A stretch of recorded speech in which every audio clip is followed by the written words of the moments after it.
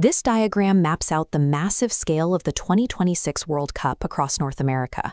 For the first time, the tournament expands to 48 teams playing a sprawling 104 matches. Adding an extra knockout round and expanding the field makes forecasting a nightmare. The math gets messy when you exponentially increase the number of variables in a single elimination tournament. To cut through that noise, data analysts fed the tournament parameters into the Opta supercomputer, running 10,000 simulations before a single ball was kicked. The algorithm initially favored Spain. It gave them a 16.1% probability to win the title, banking on their deep pool of elite, raw talent to cruise through a very forgiving group draw. France, meanwhile, was punished by the data. They sat at a 13% probability because they drew a brutal opening schedule featuring Senegal and Norway. Before the tournament begins, predictive data models weigh the mathematical path of least resistance much heavier than the raw talent on the roster. But a spreadsheet doesn't actually play the game. Once the group stage kicks off, that mathematical structure shatters. Take Norway. They shocked Carlo Ancelotti's Brazil, violently swinging their betting odds to reach the final from 14-1 down to 5-1 in a single afternoon. Defending champion Argentina barely survived a thriller against Cabo Verde, advancing by a razor-thin margin against a team with a fraction of their resources.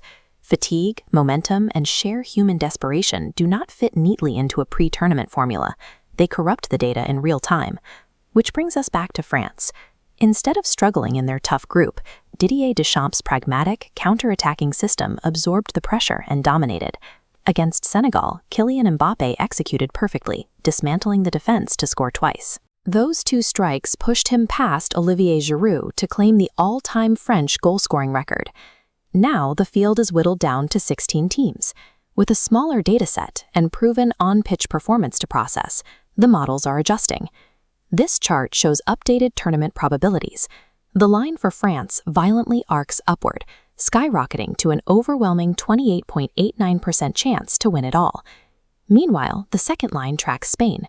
Despite surviving their easy group, their algorithmic probability drops down to nearly 13. 48 teams enter the funnel, but underdog stories like Cabo Verde get crushed in the newly added round of 32.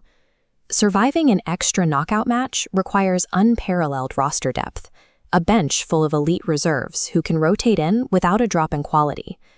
Traditional titans like France, Spain, and Argentina operate. Their depth allows them to outlast the physical exhaustion that breaks smaller nations. As we look at the remaining round of 16 matchups, like the United States facing Belgium or England taking on Mexico, the stakes multiply for everyone left standing.